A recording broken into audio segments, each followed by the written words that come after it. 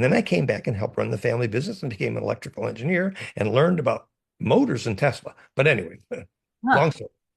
Well, so just because we're trying to do this in an hour, I'm going to jump ahead to how did you get to North Carolina and team up with Ray Flowers and Sand Grail School of Sacred Geometry? That's where, by the way, I came in contact with your work was the Sand Grail website that Ray Flowers had, and actually Vincent's work too. And that must have been in the 90s, I think. Yeah, so we moved to the it was called the Waynesville, North Carolina, the network of no. The community we started, it was they called it the Biodome community before and after, just after uh, Bucky designed the biodome. John Denver physically installed the geodesic dome there. And we bought that community from Hans Keller, who had run the climate conference in Brazil. And my partner, Pam Gamadi, a meditation teacher at the time, we started a community there. And the thing about, I'll tell you just one thing about that community. It was so pretty that every single human being who arrived for the next 3 months absolutely decided they must move in.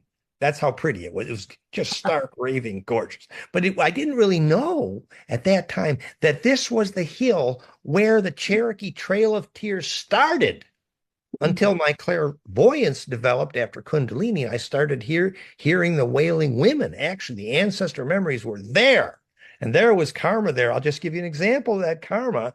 So the whole community just spent the last 3 years building this largest of the 7 building, which was our hotel, for the spiritual healing center run by Lee Cowden, most famous holistic doctor of America. He was our medical director. Long story. And we had our commercial healing center. We had women from all over the world, many of whom were actually reincarnated Cherokee who came back unconsciously to where?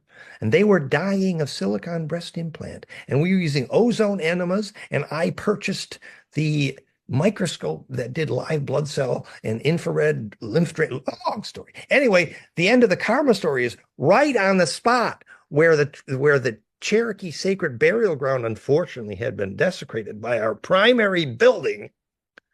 One night I come to look up, and there was so much flames from that building that the lawn, the huge yard in front, was covered with fire trucks.